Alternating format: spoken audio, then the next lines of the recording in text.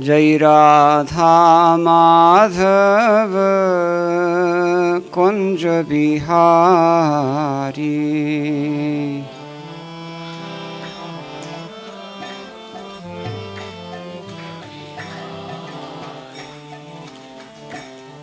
राधा माधव कुंज बिहारी।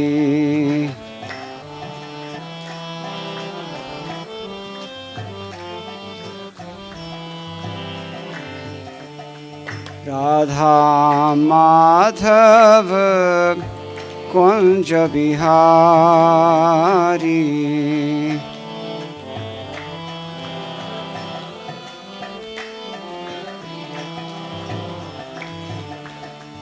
राधा माधव कुंज बिहारी।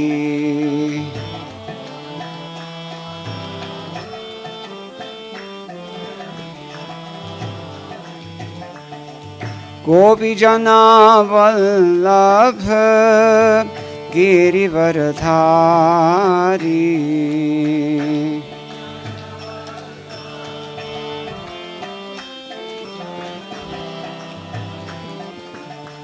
गोपी जना वल्लभ गिरिवरधारी।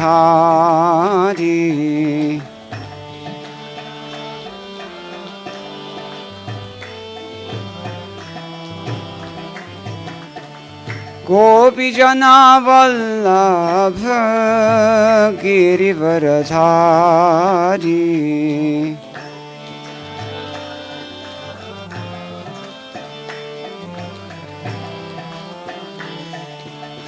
यशोदानंदन ब्रज जनरंजना।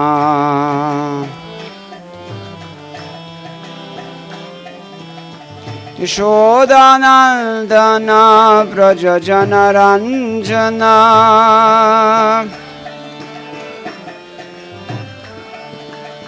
यशोदानंदन ब्रज जनरंजना।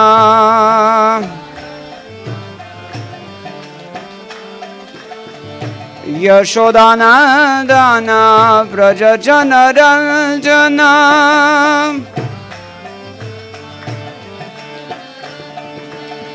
यशोदानंदन ब्रज जनरंजना।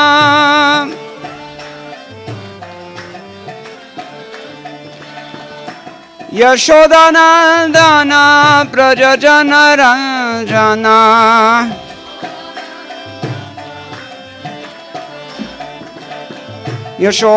यशोदानंदन ब्रज जनरंजना।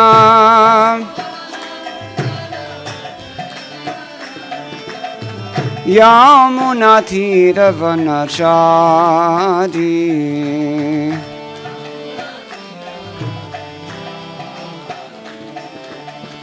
यमुना तीरवनचारी।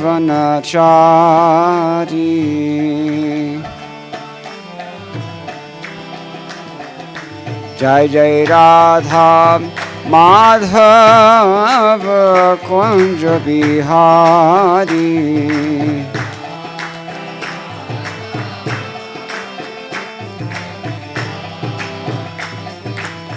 राधा माधव कुंज बिहारी।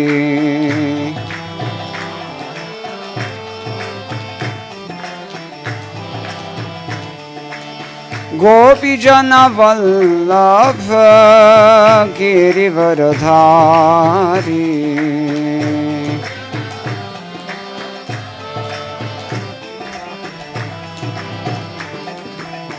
गोपी जन Vallabh Girivardhari.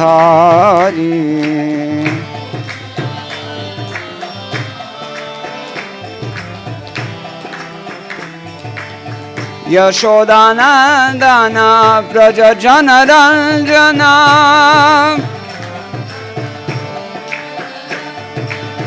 Yashodanandan Braj जनरंजना।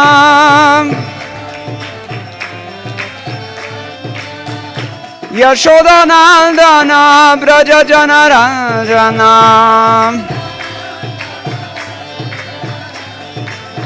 Yashodanandana Braja Janaranjana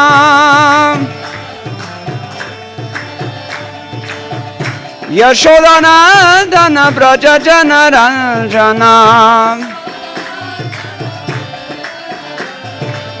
Yamunatiravanachari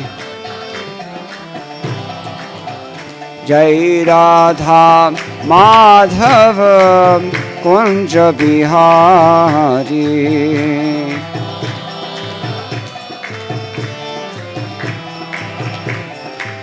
Radha Madhava Kunja Bihari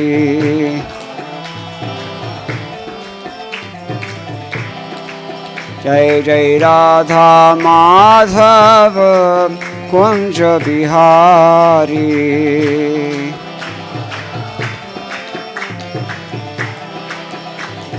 Gaura Premanandi Hari Hari Bol Jayam Vishnupad Paramdharjika Acharya Stotra Shata Shri Shrimad Shila Abhay Janararan Bhaktivedanta Maharaj Shila Prabhupada Ki Jai Ananta Koti Vaishnava Vrinda Ki Jai Nama Acharya Shila Thakur Haridas Ki Jai Prem Se Kaho Sri Krishna Chaitanya Prabhu Nityananda Shri Advaita Gadadhar Shivasadi Gaur Bhakta Vrinda Ki Jai Shri Shri Radha Krishna Gopa Gopinath Shyam Kund Radha Kundir Giri Govardhan Ki Jai Vrindavan Dham Ki Jai Navadvip Mayapur Dham Ki Jai Ganga Devi Ki Jai Vanamai Ki Jai Bhakti Devi Ki Jai Tulasi Rani Ki Jai Samaveta Bhakta Vrinda Ki Jai Shri Harinama Sankirtana Ki Jai Grantaraj Srimad Bhagavatam Ki Jai ISKCON BBT Founder Acharya Srila Prabhupada Ki Jai Go Premanandi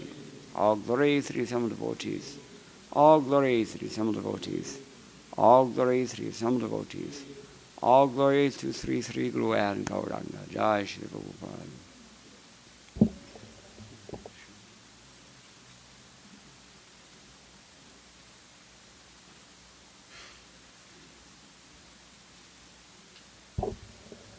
Om Ajnanatimirandhasya Gnananjanashalakaya Chakshurunmilitam Yena Tasmai Shri Gurave Namah Shri Chaitanya Manobhishtam Sthapitam Yena Bhutale Swayam Rupa Kadamahyam Dadati Swapadantikam Vandeham Shri Guroh Shri Utapara Shri Gurun Vaishnavamscha Shri Rupam Sagrajatam Sahagana Raghunathan Vitam Tam Sajivam Sadvaitam Savadhutam Parijana Sahitam Krishna Chaitanya Devam Shri Radha Krishna Padan Sahagana Lalita Shri Vishakhanvitamscha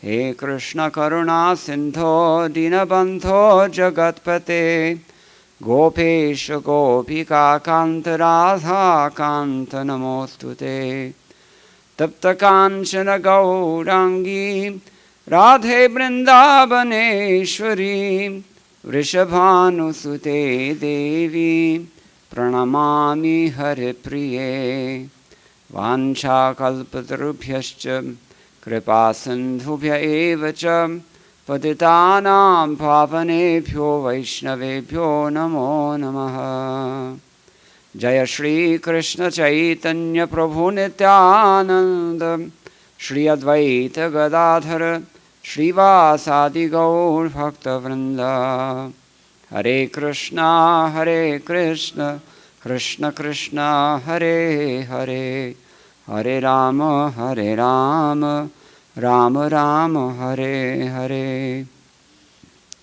Does anyone have any particular topic or verse that you would like to hear about? I haven't planned anything. If not, if someone can hand me this book. Thank you. Bhagavad Gita as it is, translation and commentary by His Divine Grace, A.C. Bhaktivedanta Swami Srila Prabhupada. I'll read today from text number 7 of the 10th chapter. 10th chapter is entitled The Opulence of the Absolute. This is a fairly well-known verse. Krishna says, Etam vibhutim yogam cha mama yo veti tattvataha so vikalpena yogena yujyate natra sangshayaha. One who is factually convinced of this opulence and mystic power of mine engages in unalloyed devotional service. Of this there is no doubt. So what opulence is he talking about? The previous verse said, the 7 great sages, and before them the 4 other great sages, and the Manus, progenitors of mankind, come from me, born from my mind, and all the living entities populating the various planets descend from them. Then he naturally concludes, one who is factually convinced of this opulence and mystic power of mine engages in unalloyed devotional service. Of this there is no doubt. Let us hear what Srila Prabhupada writes in his purport. The highest summit of spiritual perfection is knowledge of the Supreme Personality of Godhead. Unless one is firmly convinced of the different opulences of the Supreme Lord, he cannot engage in devotional service. Generally, people know that God is great, but they do not know in detail how God is great. Here are the details. If one knows factually how God is great, then naturally he becomes a surrendered soul and engages himself in the devotional service of the Lord. When one factually knows the opulences of the Supreme, there is no alternative but to surrender to Him. This factual knowledge can be known from the description in Srimad Bhagavatam and Bhagavad Gita and similar literatures. In the administration of this universe, there are many demigods distributed throughout the planetary system, and the chief of them are Brahma, Lord Shiva, and the 4 great Kumaras and other patriarchs. There are many forefathers of the population of the universe, and all of them are born of the Supreme Lord, Krishna. The Supreme Personality of Godhead, Krishna, is the original forefather of all forefathers. These are some of the opulences of the Supreme Lord. When one is firmly convinced of them, he accepts Krishna with great faith and without any doubt, and he engages in devotional service. All this particular knowledge is required in order to increase one's interest in the loving devotional service of the Lord. One should not neglect to understand fully how great Krishna is, for by knowing the greatness of Krishna, one will be able to be fixed in sincere devotional service. We find throughout the Bhagavad Gita, Krishna says in as many ways the same thing over and over and over and over and over again, that if someone actually understands his greatness, then that person is naturally inspired to render devotional service. We were discussing this the other night. I think it was in Bellingham, Washington. And the idea is that hearing means acting. Srila Prabhupada used to often say, hearing means acting. If you hear what the speaker says and you do not respond to that appropriately, then you've really not heard what was said. If I ask, please bring me a glass of water, and you very scrupulously take notes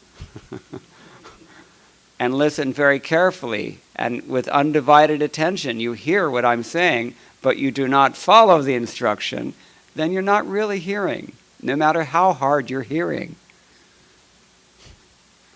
So this is described in the Srimad Bhagavatam in a very nice phrase. Pashyannapi na pashyati. Although seeing, he doesn't see. And we have in the world too many. Ad nauseum, we have so many people who have very, very passionate faith. Really, I should say ignorant faith. But to use the phrase, passionate faith in God, but they do not have a very clear understanding of God. And Srila Prabhupada is nailing this point here in this purport when he says,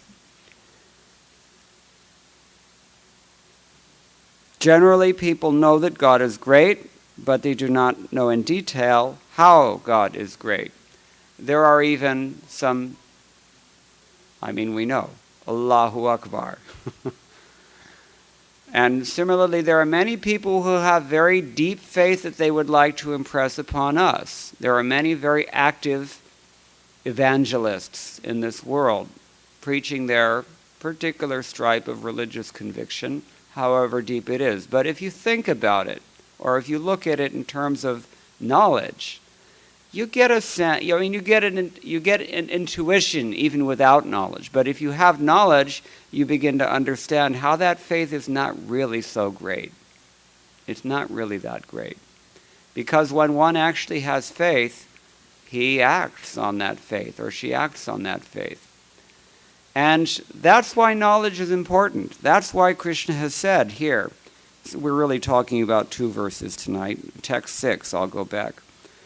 Maharshaya sapta purve chatvaro manavastatha madbhava manasa jata yesham loka imaha prajaha. The 7 great sages, and before them the 4 other great sages, and the Manus, progenitors of mankind, come from me, born from my mind. And all the living beings populating the various planets descend from them. Now, this means nothing to us, because we don't even know who the Manus are, do we? Raise your hand if you know who the Manus are. One hand goes up, and that's because he's an instructor. He knows. We don't even realize what we don't know. This is the problem. If we begin to get an inkling that we don't know something bigger than ourselves, that's called humility. When we understand very clearly what it is that we don't know and how much we don't know, that's called knowledge. And Krishna is mentioning all these things in Bhagavad Gita just to increase our sense of understanding of how great he is. This is how we begin to understand how God is great, as Prabhupada is saying, how God is great. So, we have 7 sages. Here in Seattle, we don't really see the stars in the sky at night because it's always cloudy. But in some places, when you look up into the evening sky, you can see 7 stars, is it not? They're considered to be 7 sages. They're very important in universal mid-level cosmic management, we might say. And we also have 4 great sages. It would appear that we're talking about the Chatusanas, the 4 Kumaras.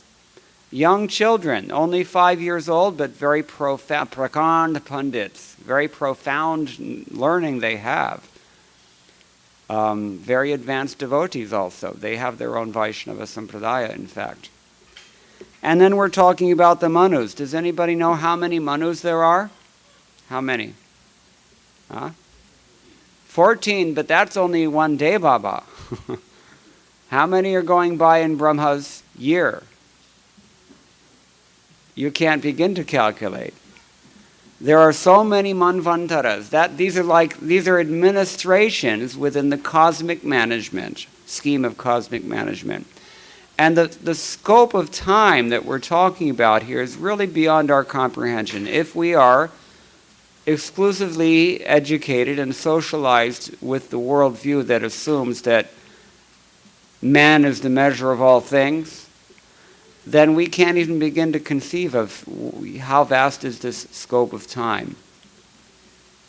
But Krishna has discussed it elsewhere in the Bhagavad Gita. I don't want to get into the details, but Here Prabhupada is writing that the Lord is giving a genealogical synopsis of the universal population. Brahma is the original creature born out of the energy of the Supreme Lord, who is known as Hiranyagarbha. And from Brahma, all the 7 great sages, and before them the 4 other great sages, namely Sanaka, Sananda, Sanatan, and Sanat Kumar, and the 14 Manus are manifested. All these 25 great sages are known as the patriarchs of the living entities all over the universe. There are innumerable universes and innumerable planets within each universe. And each planet is full of population of different varieties. All of them are born of these 25 patriarchs. Brahma underwent penances for 1,000 years of the demigods before he realized, by the grace of Krishna, how to create. Then, from Brahma came Sanaka, Sanandan, Sanatan, and Sanat Kumar. Then Rudra, and then the 7 great sages, and in this way all the Brahmanas and Kshatriyas are born out of the energy of the Supreme Personality of Godhead. Brahma is known as Pitamaha, the grandfather, and Krishna is known as Prapitamaha, the father of the grandfather. That is stated in the 11th chapter of the Bhagavad Gita, in text number 39. So, we have to know about the opulence of the Lord. We have to know about the energies of God. We have to understand this world in order to really get a sense of how big is this person that we're dealing with, God. How he's the supreme person. What does it mean? It doesn't really mean much until we understand how material nature works.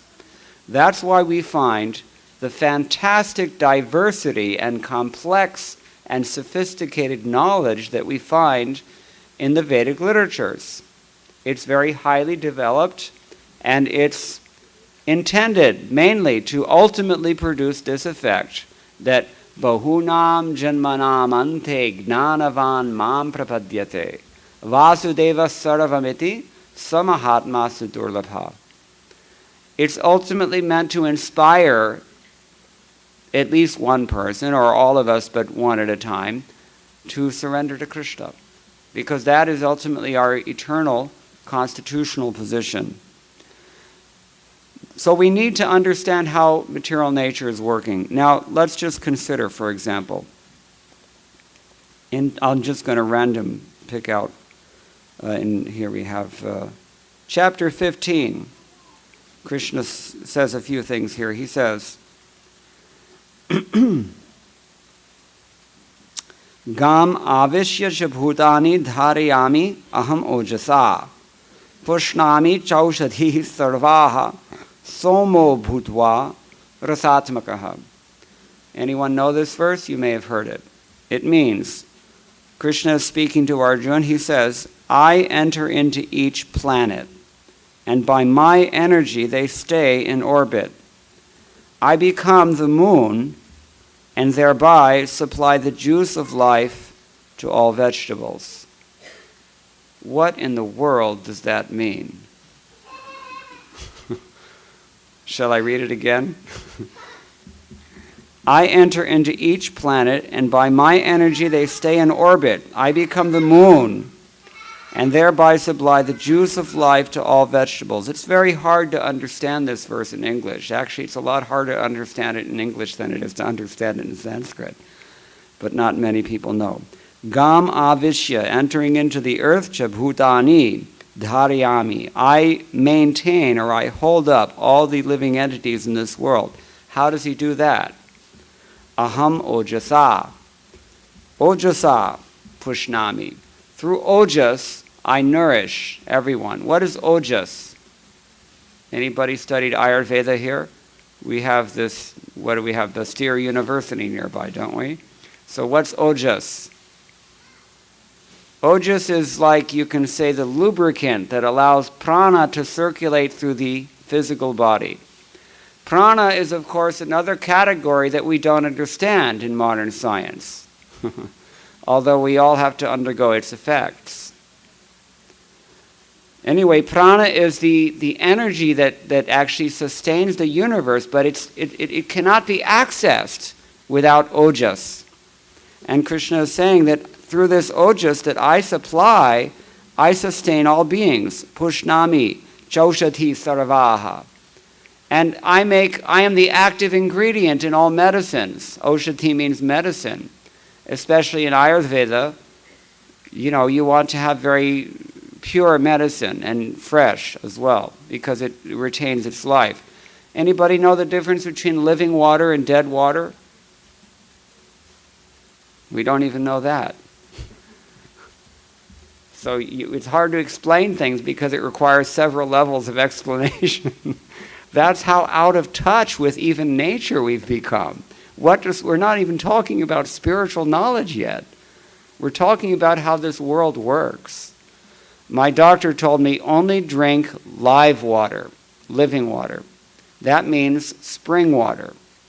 And even the spring water, you have to drink it now out of these plastic bottles that they tell us are carcinogenic. So it makes you wonder, and where is the plastic going when you're done with it? It also makes you wonder, what's the point? But dead water means if you stop water from flowing in its natural course for some length of time, it eventually dies, because the prana requires that movement to keep going and to stay alive. This is why it's such a disaster. Does anybody know the what is his name? I think Sundar Lal Bahuguna. Anybody ever heard this name? If you're from the Himachal Pradesh and from that area, you may know. Very famous figure in the Chipko movement he started. Famous in dam politics as well. He said that the Yamuna River has been dead for a long time. It's possible to kill a goddess. Vallabhacharya has described this as only Vallabhacharya would. That the Yamuna River exists in a few forms. And at the adibhautic level, that is to say, just merely at the physical level, we perceive water. And that water is something that we only can appreciate in terms of our immediate need for it, for human use. That's an adibhautic appreciation of the Yamuna River. It's quite obvious that we don't have a very highly developed realization, even at the adibhautic level, of what the Yamuna can do for us. Because the Yamuna's, polluted many, many times over the legal amount that's required now. Many times, about 20 times if I'm not mistaken. And that's that's biodegradable pollutants, not to speak of the ones that are harder to break down. But that's at the adibhautic level. At the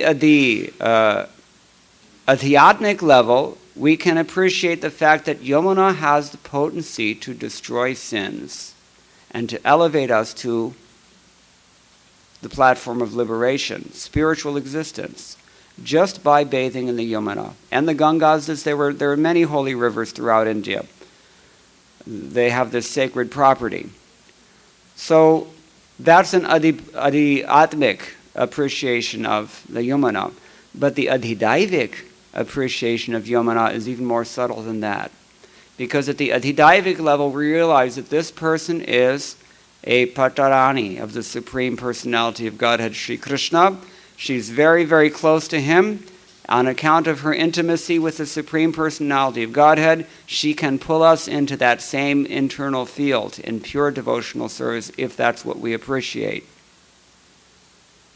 So, adhyatmic, adhidaivik, and adhibhautic levels of existence are three categories that we find in the second canto of the Srimad Bhagavatam in the 10th chapter. And we generally hear about them in terms of the miseries that they inflict upon us when we don't properly understand them. We have adhyatmic klesh. That means internal baggage, because mostly people suffer in the head nowadays, especially in America. Modern culture in general, if you want to call it culture. And then the adhidaivik sufferings, these are like, for example, we just had some floods. I was going to go to Shimla and spend the hot season in Shimla this year, but I'm actually kind of glad I didn't do that. Because if you've been following the news, there's a lot of floods up there, and a lot of people have been killed even. Very dangerous situation. That's what happens when a goddess strikes back, I suppose. But, which some people say she's fully entitled to do. So, Adi Daivik Klesh. Adhyatmic Klesh means what's inside of our bodies. We may be crippled, or we may have some disease that's a hassle to deal with, or we may have mental problems. This is all Adhyatmic. Adi Daivik means through fate we have to suffer in some way like this. We get floods, we get here, of course, we have earthquakes. California, they have wildfires. Now Arizona's burning up as well. Nobody's giving Agni anything to eat, so he has got to take it every summer, at least in Southern California. He eats up half the state every year in the summertime. And that's called Adhidaivik Klesh. And then Adhibautik Klesh is the physical miseries, and particularly dealing with other beings in this world, animate or inanimate. So, like mosquitoes who give you malaria, or like viruses that give you AIDS, for example. These are called Adhibautik Klesh. So we know about these three levels of existence, Adhibautik, Adhyatmic, and Adhidaivik, mainly through the miseries that we have to deal with out of ignorance. But if we cultivate knowledge of how the principles of material nature are working, not even spiritual nature, look at the facade of a South Indian temple. You get staggering complexity, isn't it? That's what this material world is actually like. It really is like that. It's infinite diversity.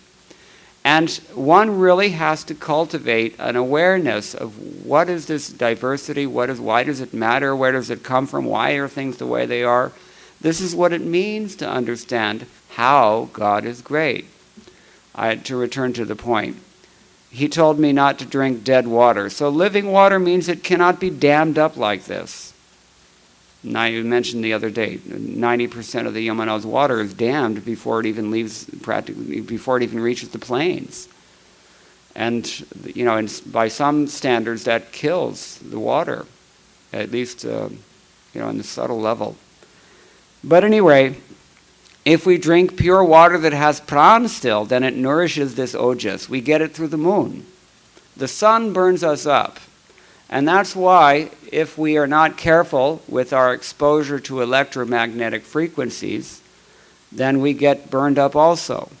And it ultimately causes problems for the health. Because the sun is very powerful, it must be balanced by the moon. All energy in this world is going on the basis of Soma, Agni, and Vayu. And these are three very powerful demigods. So the great sages, they know about these things, and they have given us this wisdom, but it only takes one generation of neglect, being asleep at the wheel, and it's all gone, and it might as well have never existed, because it just turns into mythology, and even the memory of that, it eventually evaporates. That's what we're witnessing now, especially in India, where I live, which is why I know. But if we have a sense of the time span that we're dealing with here, with these 14 manus, and if we understand just how great is the knowledge of these 7 sages, and then we begin to consider what Krishna is telling us here, that all of these come from him, then that leads us to this conclusion of Vasudeva Sarvamiti. It's all Vasudeva, I've got to surrender to him. It's a long process in general, but there's an easy way out of this. There's an easy shortcut by which all the imports of the Vedas are automatically revealed, according to what is literally the last word of the Shvetashvatara Upanishad. Anybody know the verse? Yasya deve parabhaktir yatha deve tatha gurao tasya iti katitha hi arthaha prakashante mahatmanaha. That person is a great soul when he surrenders unto the lotus feet of the bona fide spiritual master and is able to place equal trust in his guru and in Krishna.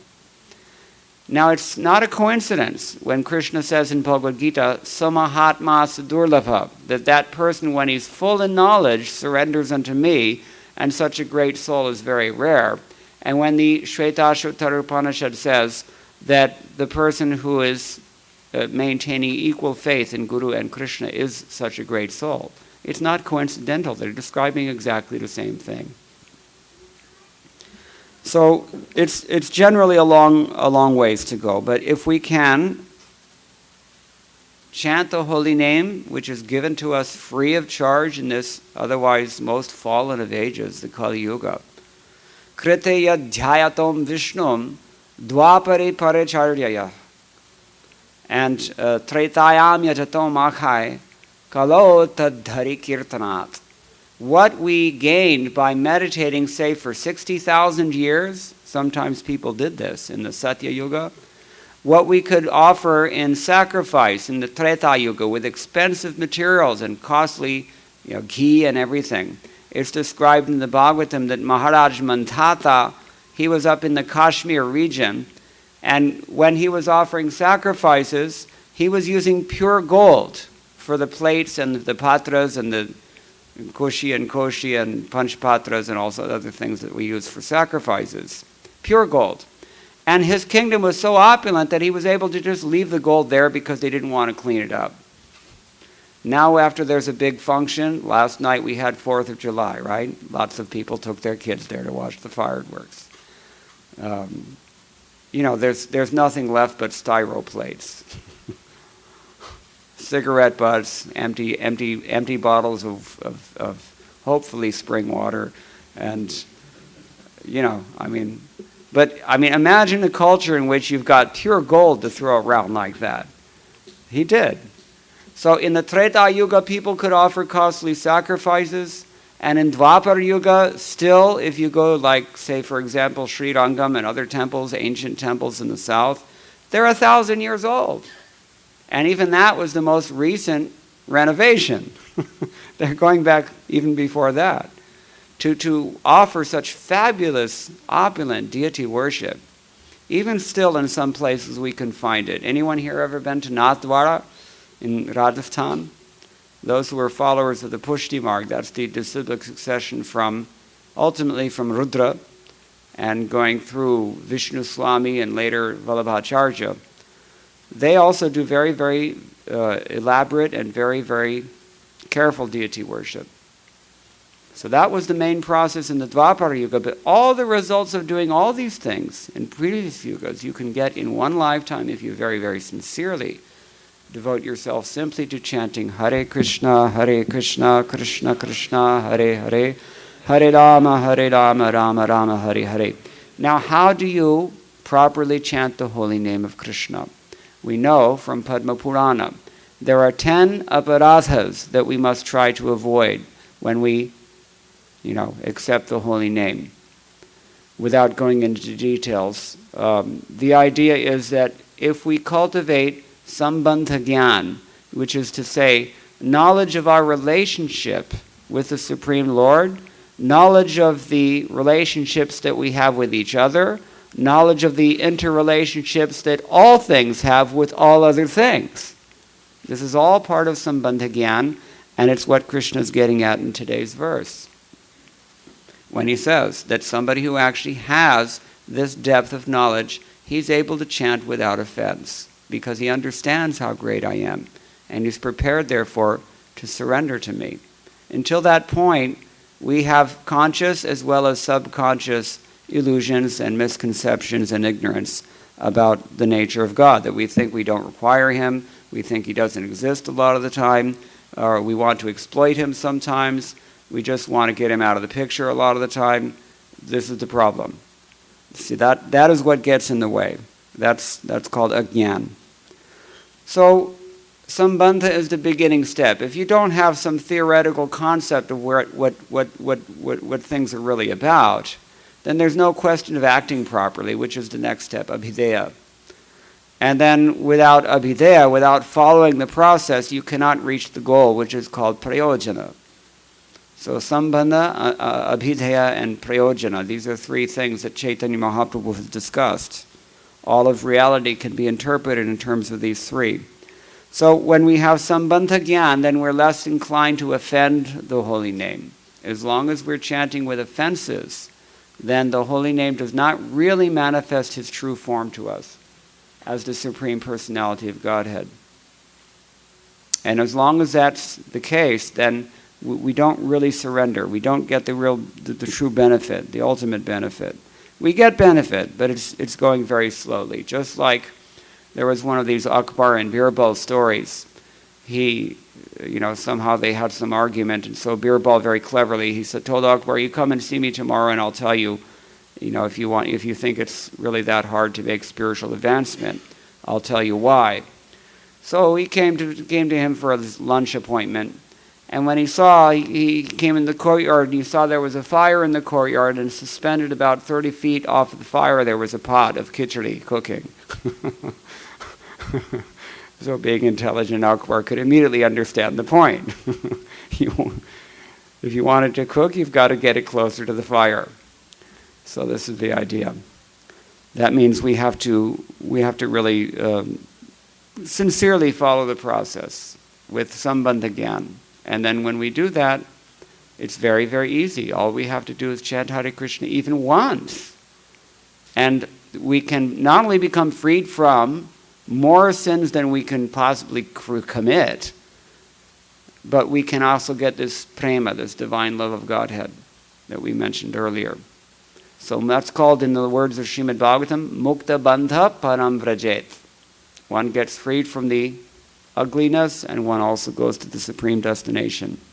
Now, if there's a fast track to getting the blessings that allows us to develop this Sambandha Gyan and to chant the holy name of Krishna without offense, that is to serve the pure devotees, and in particular to get the blessings of a bona fide spiritual master in Krishna consciousness, because it's not just a matter of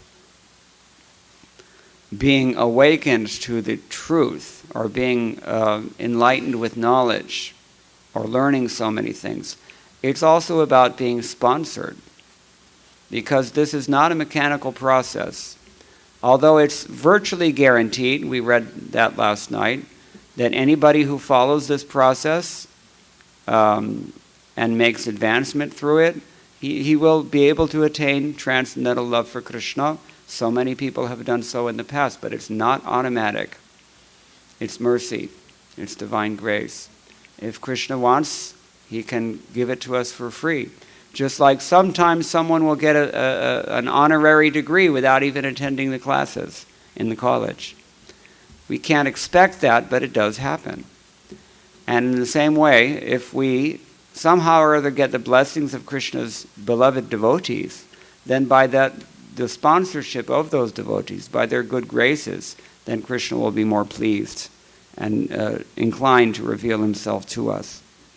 These are just a few things we can think about with regards to these verses, but I'll stop here. And if anybody has any questions or any comments, please feel free.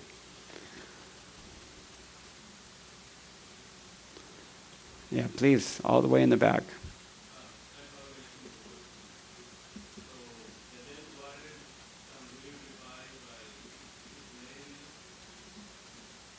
Sorry?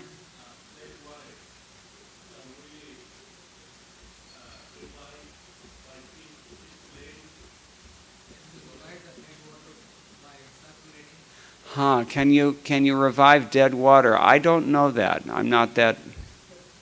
I don't know. I really don't know. You have to ask somebody who's. Sorry. Anything else?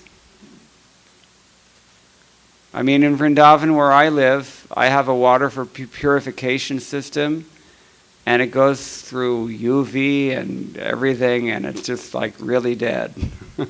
But in Vrindavan, you're lucky to get any kind of water, so what to say? Kali Yuga Esaha. Yeah. You had your hand up or no? Yeah, please.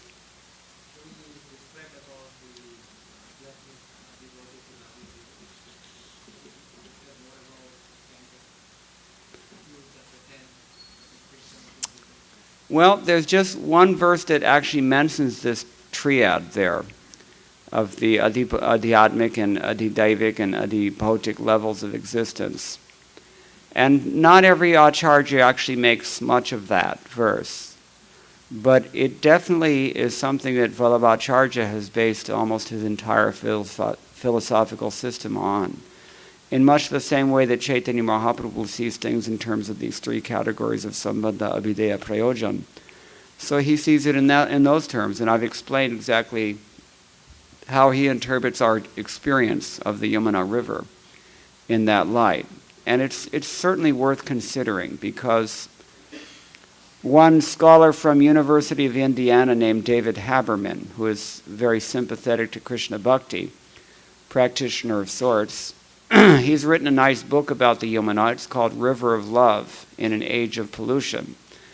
And he points out that the kind of person who is more inclined to pollute the Yamuna is the person who does not maintain or cultivate, the awareness of the Yamuna's adhidaivic position, the Yamuna's identity as a goddess. I mean, you can't really urinate on your mother, can you? And yet that's what the city of Delhi does, because virtually not a drop of water leaves the city of Delhi pure. It's either been through a factory or it's been through a human body. And then it's returned to the Yamuna River basin, and then it goes down to Vrindavan like that. Virtually zero of the original water flowing from the Himalayas of the Yamuna is actually still Yamuna water. That's something that many people are trying to agitate against now, in much the same way that they had a Ganga action plan some 20 or 30 years ago. Now they have YAP. So they're yapping a lot, but there's not really a whole lot that is tangibly done about it. But hote. Drops of water wear away the stone. And when our hearts are like stone, let us hope that it's Yamuna water wearing it away. Because that is the effect at the adhidaivic level. Is that okay? Anything else? If not, it's getting late, so I'll stop here. Thank you very much. All glories to Srila Prabhupada.